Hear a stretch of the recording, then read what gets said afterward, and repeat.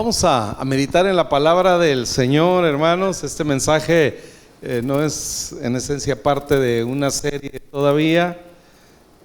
Es un mensaje de transición entre la serie que concluimos sobre la vida con Dios y el nuevo mensaje que Dios traerá en algunas semanas para nosotros. Pero hoy, de una manera especial, meditemos acerca de la libertad. Hoy que precisamente en nuestro país celebramos 200 años, más de 200 años pues de independencia, de vida independiente como nación, la cual después de más de 200 años todavía no sabemos si fue bueno o fue malo, ¿verdad? Todavía no entendemos de qué se trata, todavía no encontramos que al final la independencia y demás haya traído todo aquel sueño, ¿no? Todos aquellos ideales que en su momento motivaron, impulsaron el movimiento de independencia. Así que en ese contexto, cuando hoy celebraremos la libertad como nación, quiero meditar acerca de una libertad mayor. El apóstol Pablo dice en la carta a los Gálatas, en el capítulo 5, hace un llamamiento urgente, un imperativo a la iglesia en Cristo. Dice: estad pues firmes en la libertad con que Cristo nos hizo libres. Permanezcan firmes. ¿De qué está hablando aquí? La iglesia de los Gálatas, hermanos, era una iglesia que en este tiempo estaba sometida a un ataque religioso. Ellos habían recibido la predicación del evangelio de Jesucristo, el evangelio de la gracia que dice el apóstol Pablo. Ellos habían conocido que Jesucristo vino a pagar por sus pecados y que vino a darles vida eterna. Ellos lo sabían, lo recibieron con gozo, pero después vinieron otros a decirles: oye, espérate, no es tan fácil, no es así como así. Sí, es verdad que es por gracia, pero ahora te toca a ti hacer esto. Ahora tienes que conservar esa salvación. Es posible que pierdas esa salvación, inclusive llegaron a considerarlo. Pudiera ser incluso que no seas tan salvo. Y esos religiosos llegaron a sembrar todas estas dudas en la iglesia de Galacia, al grado que buscaron pues cumplir también la ley. El ataque religioso consistía en eso, en esencia. Sí, eres salvo por gracia, pero aparte tienes que cumplir esto. Aparte de la gracia hay una ley que debes de cumplir. Y los Gálatas lo creyeron, hermanos. En un punto de esta carta, el apóstol Pablo, de hecho, hasta los ofende, ¿no? Y les dice: Gálatas insensatos, ¿por qué se dejaron confundir? Si habían entendido, si habían comprendido el mensaje del evangelio, ¿por qué se dejaron confundir y ahora mezclaron la gracia con las obras? El apóstol Pablo, hermanos, nos está hablando aquí de la importancia de permanecer en la verdad del evangelio que nos ha hecho libres. Por eso hablo de una libertad mayor, de una libertad perfecta. Libertad, hermanos, que no dependió de nuestra lucha. Libertad que dependió de un héroe mayor, nuestro Señor Jesucristo, que llevó nuestros pecados, hermanos, en su cuerpo y fue clavado en una cruz, entregando su vida por ti y por mí. Esa es la verdad del evangelio. Esa verdad que dice: conoceremos y seremos verdaderamente libres. Jesucristo, su persona y su obra. Jesucristo, lo que hizo por ti y por mí. Y es que el enemigo, su obra más letal con nosotros, hermanos, es movernos de esta libertad. Por eso el apóstol Pablo habla de una firmeza. Estad pues firmes. No permiten que nada ni nadie los mueva, porque resulta que el enemigo, hermanos, va a atacarnos con todo para movernos de esa libertad, para hacernos volver a la esclavitud. El enemigo quiere que tú y yo olvidemos el valor, el significado de la obra de Jesucristo en la cruz del Calvario. Si Él logra hacer eso, hermanos, si Él logra crear en nosotros la duda respecto de la obra de Jesucristo a nuestro favor, entonces lo demás para hacernos pedazos ya depende de nosotros. Lo que va a conseguir una vez que nosotros caigamos de esta firmeza es que nos alejemos del Señor. Es que dejemos de buscarlo, porque ¿con qué cara voy a buscar al Señor, no?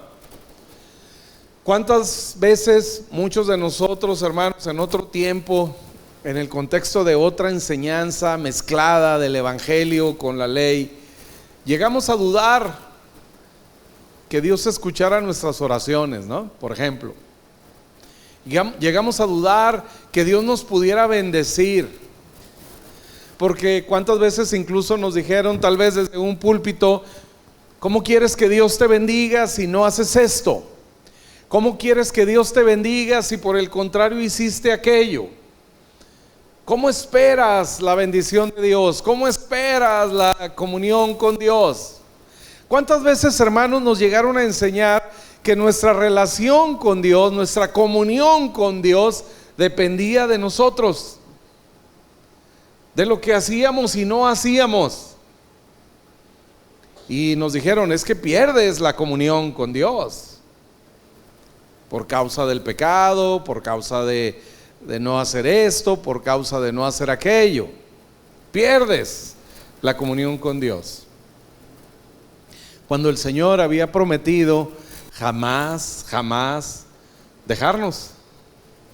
Nunca los dejaré, nunca los abandonaré, fue la promesa del Señor. Pero a alguien le pareció que no era lógico que Dios estuviera con una persona cuando había pecado, que Dios bendijera a una persona que no vino el domingo a la iglesia. ¿Cómo es posible que esperes que Dios te bendiga si no estuviste en la iglesia, si no hiciste esto, si no hiciste aquello? Haciéndonos volver otra vez a las obras de la ley, que el apóstol Pablo llama, por cierto, obras infructuosas. Porque no es por medio de las obras de la ley, hermanos, que nosotros tenemos acceso a Dios. Jesucristo dice muy claramente en Juan 14, por allá del verso 6: nadie viene al Padre si no es por mí. No hay otra manera. Yo soy el camino, yo soy la verdad y yo soy la vida. El único camino al Padre soy yo, dice Jesús. No son las buenas obras, no es tu comportamiento. Por eso el apóstol Pablo nos urge: estad firmes, no se muevan de esta verdad, porque este es el fundamento de nuestra relación con Dios. No nuestro comportamiento, sino la obra perfecta, hermanos, con la que Cristo nos hizo libres. En capítulo 7 de la carta a los Romanos, el apóstol Pablo está sufriendo lo que tal vez muchas de las veces nosotros hemos sufrido. Cuando nuestra vida no huele tanto a cristiano, cuando alguna acción, cuando algún comportamiento, cuando algunos hábitos no indican que seamos tan cristianos, ¿verdad? Y empezamos a dudar de nuestra comunión con Dios. El apóstol Pablo pasó por esa estación. por esa condición en la que usted y yo hemos estado muchas veces. Cuando tal vez hasta dejamos de orar porque ¿qué caso tiene si no me he comportado como debiera? Y en este capítulo 7, el apóstol Pablo expresa con toda sinceridad lo que hay en su corazón y que seguramente ha existido mucho en nosotros. Dice: y yo sé que en mí, esto es en mi carne, no mora el bien, porque el querer el bien está en mí, pero no el hacerlo. Porque no hago el bien que quiero, sino el mal que no quiero. Eso es lo que hago. Vean la lucha de este hombre, que es nuestra lucha también. Verdaderamente nosotros quisiéramos no pecar. Cuando alguien acusa a los predicadores de la gracia de incitar al pecado, yo siempre les digo: ¿verdaderamente crees que el pecado es algo bueno? He visto a más personas queriendo salir, queriendo abandonar el pecado, que queriendo correr a él. Y sí, ciertamente algunos de nosotros hemos ido en pos del pecado, y en ese momento nos hemos dado cuenta de lo horrible que es, y lo único que queremos es regresar al Padre. El pecado es todo lo feo que puede ser, aunque en principio parece atractivo. Pero en cuanto empezamos, hermanos, a relacionarnos con el pecado, verdaderamente sentimos ese asco, esa sensación de no querer estar ahí, y lo que queremos es salir de ahí. No queremos estar ahí.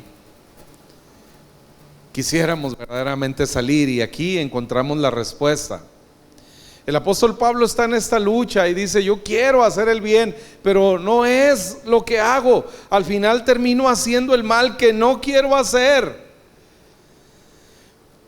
Dice: y si hago lo que no quiero, y no lo hago yo, sino el pecado que mora en mí. Así que queriendo yo hacer el bien, hallo esta ley que está mal, que el mal está en mí, porque según el hombre interior me deleito en la ley de Dios, pero veo otra ley en mis miembros que se rebela contra la ley en mi mente y que me lleva cautivo a la ley del pecado que está en mis miembros. Miserable de mí, ¿quién me librará de este cuerpo de muerte?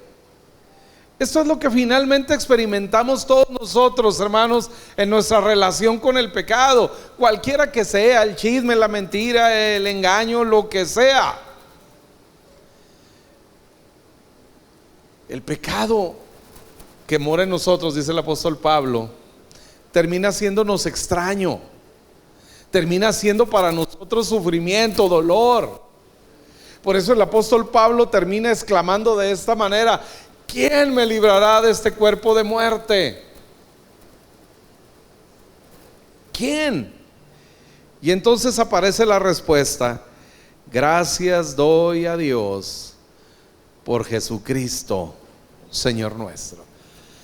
Fíjese bien que el apóstol Pablo no dice cómo. La pregunta de Pablo no es ¿qué hago? ¿Cómo le hago? Él no viene pidiendo consejo. ¿Qué hago para abandonar este pecado? ¿Cómo le hago? Ya no quiero mentir más, ya no quiero engañar más, ya no quiero hacer esto, quiero verdaderamente ser libre de esto. Ya no quiero tener estos malos hábitos, ya no quiero hablar de esta forma, ya no quiero ofender a la gente que amo, ya no quiero ser grosero de esta forma o de la otra. Ya no quiero. El pecado, hermanos, termina por hastiarnos.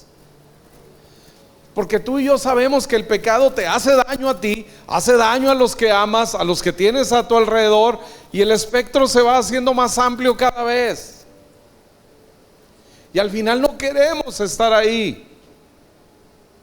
Pero La solución, hermanos, no está en el cómo, ni en el qué hacer, como lamentablemente la mayoría hemos buscado a veces, ¿no? ¿Qué hago? Tengo problemas con la pornografía. ¿Cómo le hago? ¿Qué hago?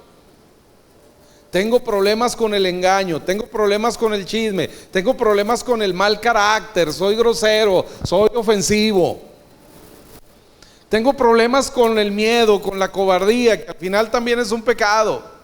Tengo problemas con algún vicio que además de estar afectando mi salud, afecta a mi familia y afecta a mi economía. Tengo problemas con tantas y tantas cosas, ¿no?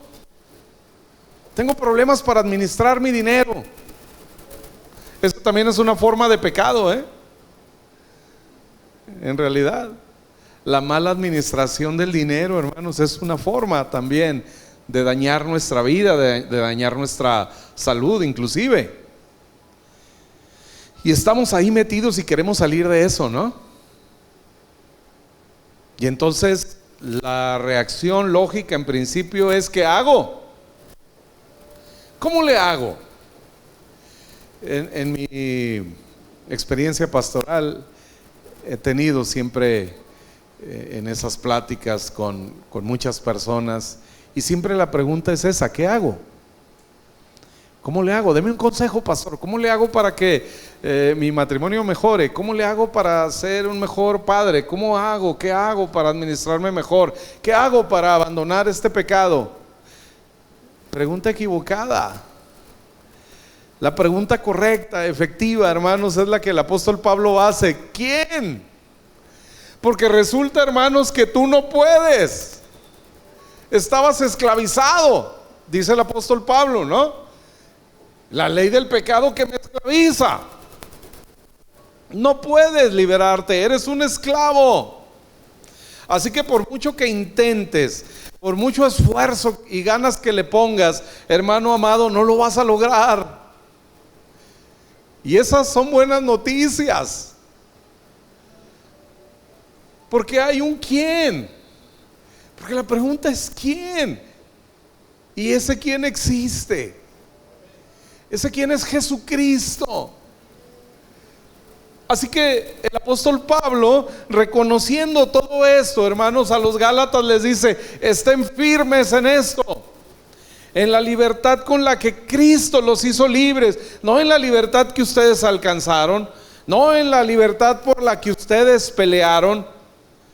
La libertad, hermanos, sobre el pecado no la podemos conseguir nosotros, porque está en nuestra naturaleza. El apóstol Pablo lo dice así: hay una ley en mis miembros, hay una ley en mi cuerpo que se opone a la ley de mi mente.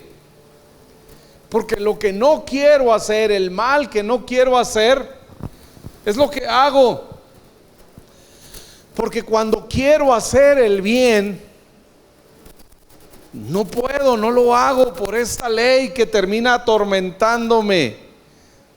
Porque al final volteo y veo todo el daño que estoy causando, ¿no? Y ya no quiero estar ahí.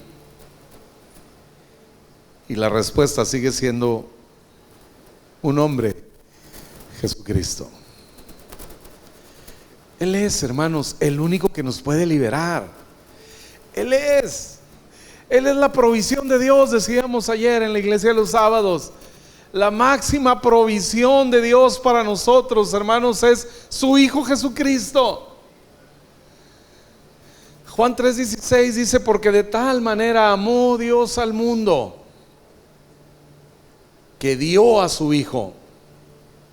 Así que cuando Dios te ve luchar con todas estas cosas, cuando Dios verdaderamente entiende y conoce las emociones que hay en tu corazón, los deseos, los sentimientos que hay en ti para alejarte, para abandonar el pecado, como el apóstol Pablo lo dice en este capítulo 7 de Romanos: ya no quiero. Y Él te ve luchar, Él te ve desear cambiar de manera de vivir, y sabe que no puedes, sabe que no lo vas a lograr. Así que envía la solución. a su Hijo Jesucristo. Es solo Jesús. Y tú y yo que hemos creído en Él, hermanos, estamos del otro lado. Lo que está pasando con el apóstol Pablo en capítulo 7 de Romanos no es que no sea salvo, no es que siga muerto en el pecado. No, hermanos, lo que está pasando ahí es que se ha descuidado, se ha desconectado por un momento de la verdad de que Cristo lo hizo libre. Ha puesto la mirada otra vez en Él. La parte distintiva de este capítulo 7 de Romanos es que el apóstol Pablo está pensando en Él. Lo que yo quiero hacer no lo hago, el bien que yo quiero hacer no hago, hago el mal que no quiero. Miserable de mí. Mientras dependa de nosotros, hermanos, vamos a llegar a esa conclusión: no puedo. Mientras sigamos buscando en nuestras fuerzas abandonar un pecado, un mal hábito, carácter y demás cosas, vas a seguir en ese círculo vicioso. No podrás salir de él. Puedes ir a terapias, puedes buscar ayuda psicológica y demás, y serán paliativos y cosas que en algún momento parecerán ayudar, pero al final volverás a lo mismo, porque no depende de ti, sino de Jesús. Insisto, son buenas noticias. Avanza el apóstol Pablo en esa carta a los romanos y en el capítulo 8 les dice: mas ustedes ya no viven según la carne, sino según el Espíritu, si es que el Espíritu de Dios mora en vosotros. Y si alguno no tiene el Espíritu de Cristo, no es de él. Pero si Cristo está en vosotros, el cuerpo en verdad está muerto a causa del pecado, mas el Espíritu vive a causa de la justicia que le ha sido dada. Y si el Espíritu de aquel que levantó de los muertos a Jesús mora en vosotros, el que levantó de los muertos a Cristo Jesús vivificará también vuestros cuerpos mortales por su Espíritu que mora en vosotros. Cuando la palabra espíritu aparece acá en minúscula, se refiere a nuestro espíritu. Cuando aparece con mayúscula, como en el verso 11, se refiere al Espíritu de Dios. Nuestro espíritu es vivificado por el Espíritu de Dios en nosotros. Dice: nosotros no estamos ya más en la carne, no dependemos de la fuerza humana, sino del poder de Dios. El apóstol Pablo dice que nuestras armas, las armas de nuestra milicia, no son carnales. No es nuestra dedicación, no es nuestro esfuerzo, no son las ganas que le pongamos, hermanos, sino dice: poderosas en Cristo. Es Él, es el poder de Él el que puede transformar nuestra vida. Así que, hermanos, el apóstol Pablo insiste, pues, permanece en la obra de Jesús, no en tu obra, porque es el poder de Dios el que transforma. Es la obra de nuestro Dios en nosotros la que verdaderamente nos puede sacar de donde estamos. En una ocasión le presentaron a Jesús a una mujer adúltera que fue encontrada en el mismo acto de adulterio y fue llevada, se la presentaron delante de él ahí en el templo y le dicen: esta mujer fue encontrada en adulterio. Ya hemos visto que fue una trampa, era una trampa que le querían poner los fariseos a Jesucristo, ¿verdad? Dijeron: él predica el amor, él predica el perdón. Así que vamos a presentarle a una persona que ha sido encontrada en el acto de pecado, un pecado que además amerita ser apedreado, el culpable. Así que nos llevamos las piedras listas, pero las piedras eran para Jesús, no eran precisamente para la mujer, porque ellos dijeron: si Jesús nos dice, no hombre, déjenla, no pasa nada, entonces lo acusamos de quebrantar la ley de Moisés y lo apedreamos a él. Pero si Jesús dice, pues mátenla, entonces lo acusamos de falso maestro, porque él predica el amor y predica el perdón. Así que si dice mátenla, lo acusamos de falso maestro y lo apedreamos ahí. Las piedras siempre fueron para Jesús, Le pusieron una trampa. Al último ellos ni les interesaba la mujer, sino Jesús. Y bueno, conocemos la sabiduría de Jesús, que nunca dijo algo fuera de lugar, que siempre cumplió perfectamente la ley de Dios. Así lo dijo: yo no he venido a abrogar la ley, yo vine a cumplirla. Así que esta no fue la excepción. Y Jesús simple y sencillamente les dice: bueno, el que esté libre de pecado, arroje la primera piedra. Y empezó a escribir Jesús en el suelo. Y algunos estudiosos de la Biblia dicen que lo que el Señor escribía era el pecado de cada uno de los que estaban ahí. Así que empezó a escribir, dice que desde el más grande hasta el menor. Así que empezó con Ismael, bueno, con Betty que está por cumplir 90 años, ¿verdad? Betty, no se agache. Y luego ya Ismael, ahora sí. Ya sabíamos todos, ¿verdad? Ismael, mira. Y con Ismael se tardó un rato.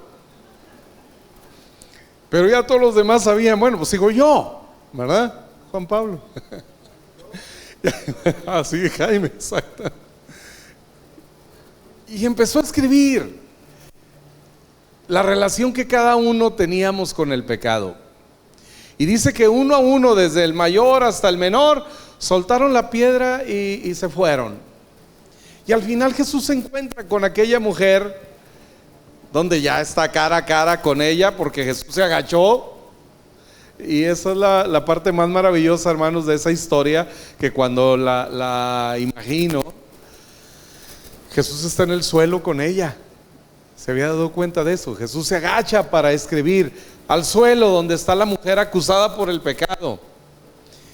Y entonces ahí los dos en el suelo, hasta donde nos lleva el pecado, ¿no?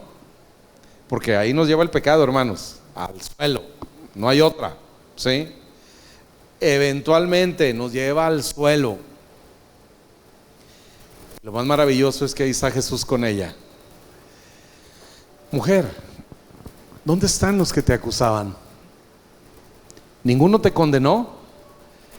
Y la mujer voltea y dice: pues ninguno, Señor.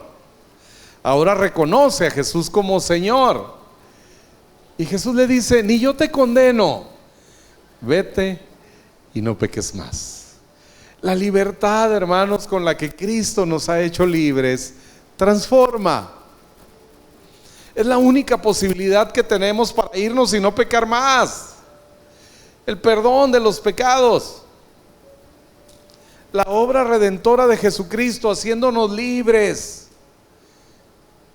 Es el poder que nosotros necesitamos, hermanos amados, para abandonar el pecado, para abandonar todas aquellas cosas que ofenden, todas aquellas cosas que nos hacen daño, todas aquellas cosas que queremos abandonar. No hay otra manera, hermanos. Solo la acción de Dios a nuestro favor.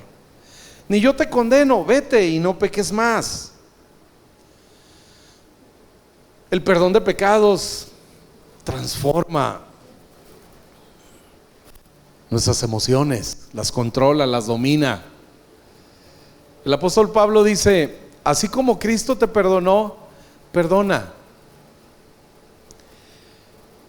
Hay muchas situaciones en nuestra vida, hermanos amados, que podemos estar sufriendo por causa de no perdonar. Y yo me meto en una cárcel. La Escritura dice que al que le remitieres su pecado, le será remitido, pero al que se lo retuvieres, le será retenido, pero no en él, en ti. Es increíble que los pecados que tú no perdones, los pecados de alguien en contra tuya que no perdones, te ponen a ti en una cárcel. Al final el que sufres eres tú. Por eso esto nos hace libres. Así como Cristo os perdonó, dice Pablo, perdonen ustedes también. Y entonces, hermanos, la libertad es completa. He podido perdonar. ¿Y sabes qué es lo más maravilloso? Que cuando tú perdonas a alguien, le das la oportunidad a Dios de pagar, de recuperar, de reponer lo que perdiste. Dios paga, ¿eh? Pero si tú quieres cobrar, pues Dios te deja que tú cobres. Pero si tú perdonas, le das la oportunidad a Dios de pagarte lo que otro te robó, lo que no te robó él, te lo robó alguien más. Y si tú perdonas, le permites a Dios pagar. Y Dios paga al 120%, porque es su ley, Él así lo estableció. Dice que si alguien le roba algo a alguien, tiene que devolver lo robado y agregar una quinta parte, el 20%.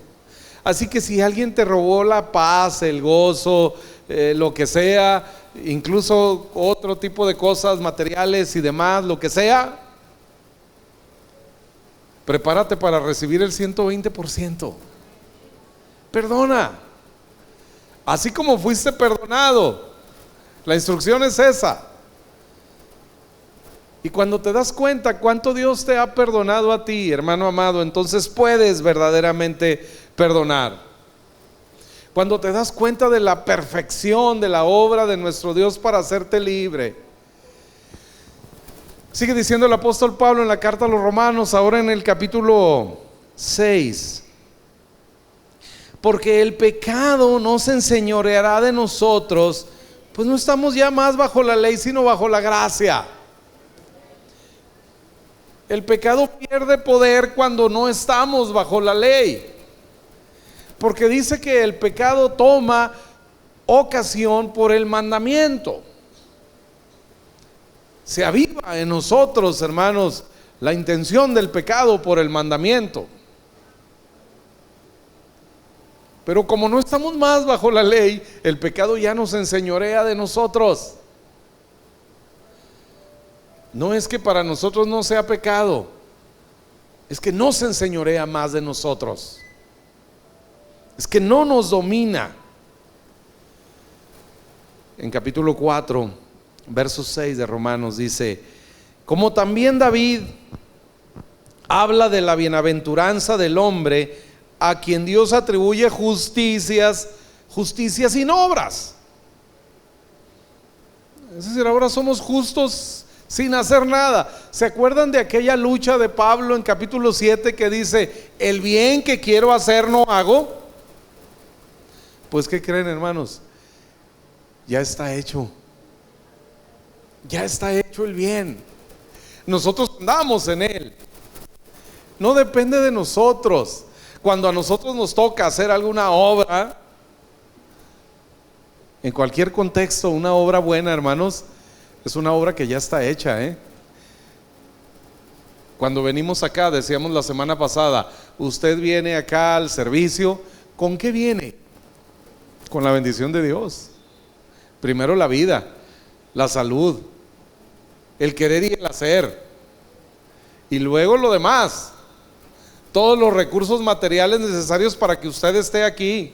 Todo eso le fue dado por Dios. Nos han sido atribuidas obras de justicia sin obras, hermanos, o justicia sin obras.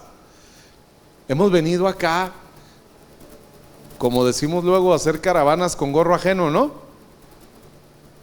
Todo lo que hay hoy en nosotros es de Dios. Lo usamos para venir y darle a Él la honra y la gloria, y todavía nos bendice, nos recompensa.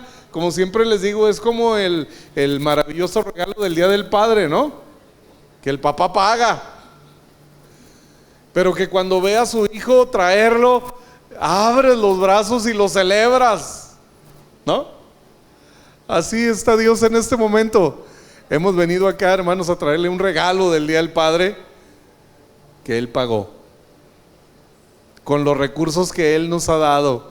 Simple y sencillamente nos presentamos, hermanos, con nuestra tarjeta hoy para bendecirle. Nos son atribuidas justicia sin obras, pero además dice: bienaventurados aquellos cuyas iniquidades son perdonados y cuyos pecados son cubiertos. Bienaventurado el varón a quien el Señor no inculpa de pecado. Esa es la libertad que tenemos en Cristo. No dice bienaventurado el varón que no peca, dice bienaventurado el varón a quien Dios no inculpa de pecado. Esa es la perfección de la obra de Cristo, hermanos. Todos nuestros pecados pasados, presentes y futuros están perdonados. Dios no nos inculpa más de pecado. Así que cuando el enemigo venga a turbar nuestro pensamiento, angustiar nuestro corazón, recuerde, ese pecado está perdonado. Y la única manera de abandonarlo, hermanos, es saber que está perdonado. No su compromiso. El que usted venga en un llamado que a veces se hace, en las iglesias, venga y comprométase delante del Señor y venga aquí y derrame su vida delante del Señor y arrepiéntase y prométale al Señor. Hermanos amados, eso no sirve de nada. De nada. Porque no podemos. Emocionalmente nos va a ayudar, nos vamos a sentir descargados porque ya lloramos y lo que sea, nos sentimos medio libres emocionalmente. Pero eso no nos hace vencer el pecado. Eso no nos hace abandonar el pecado.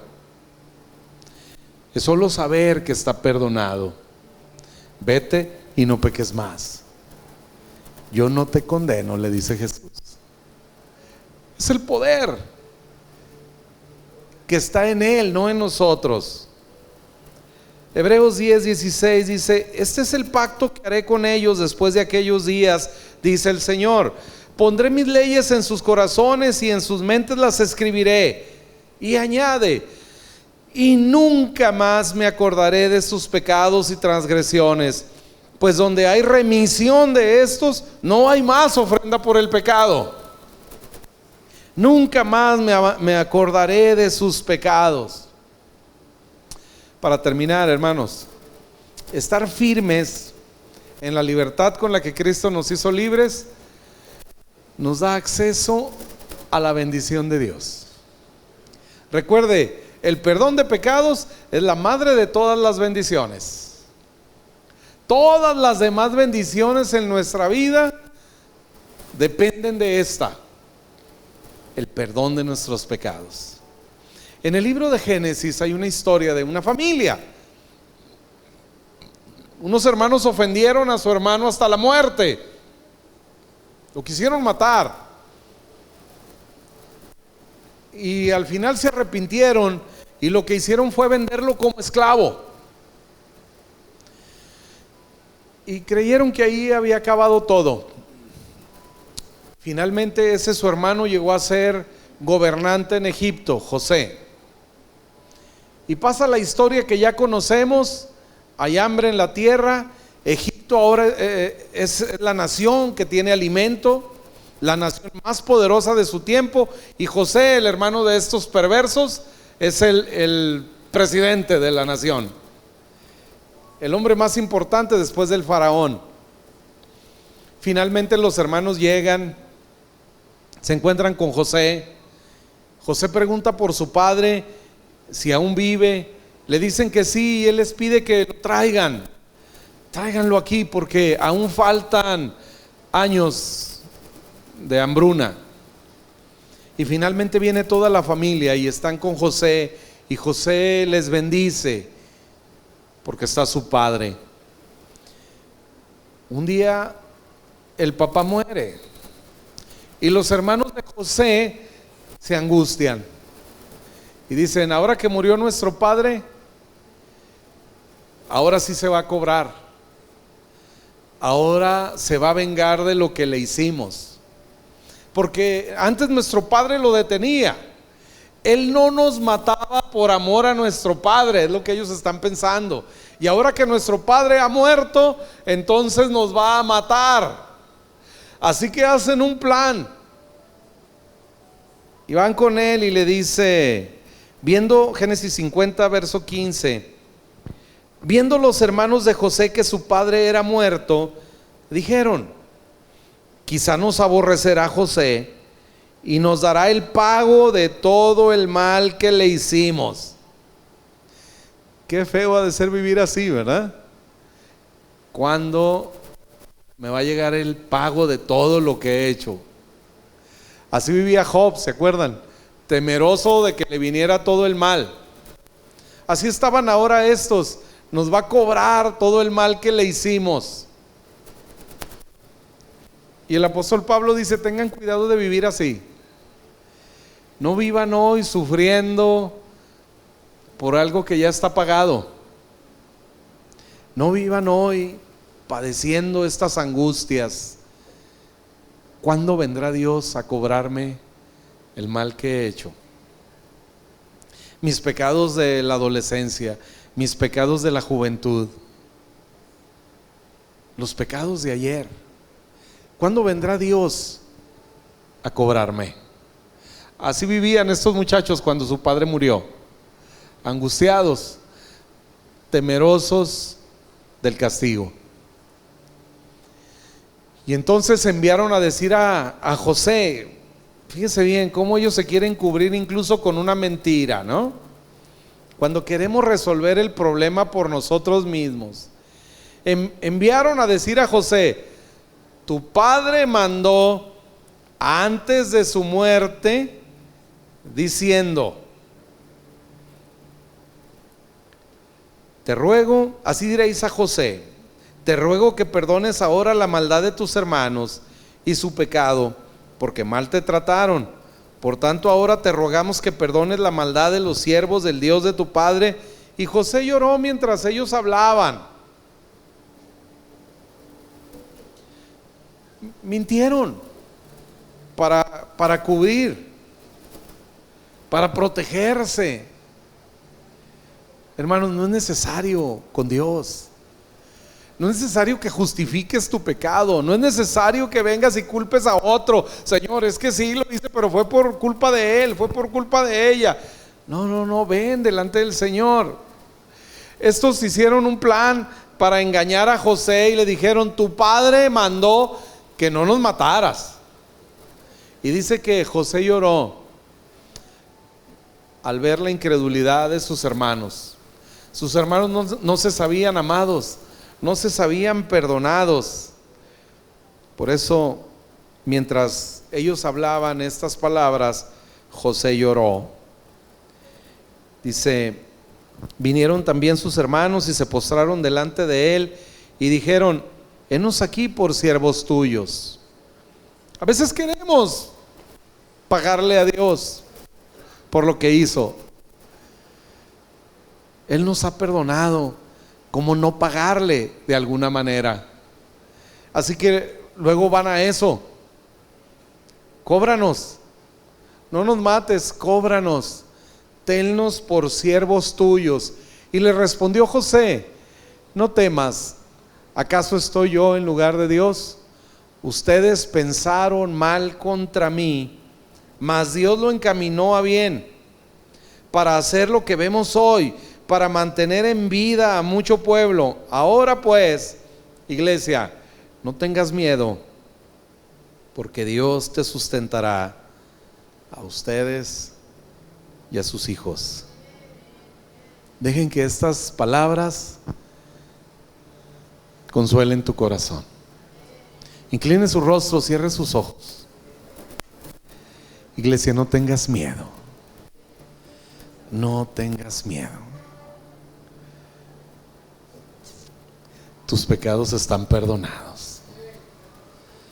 Permanece firme en esta libertad con la que Cristo te ha hecho libre. Es la única posibilidad que tienes de vencer el pecado.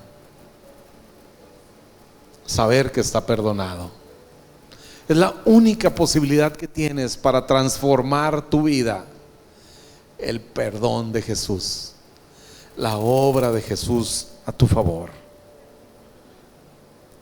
No tengan miedo. Jesús no es más tu juez, es tu Salvador. Y recibe la bendición de Dios. Yo les sustentaré a ustedes y a sus hijos. Padre, gracias Dios, gracias Señor, por la provisión maravillosa de tu Hijo Jesucristo, tu Cordero que quitó el pecado del mundo. Gracias Señor, gracias por la obra redentora de Jesús que nos hizo verdaderamente libres, y que ahora Señor tenemos acceso a esta gracia infinita, a esta gracia maravillosa. Padre, gracias porque por el perdón de nuestros pecados hoy podemos recibir también, Dios, tu bendición en nuestra vida. Déjanos disfrutar de todos los beneficios de la obra redentora de Cristo a nuestro favor. En el nombre de Jesús. Amén.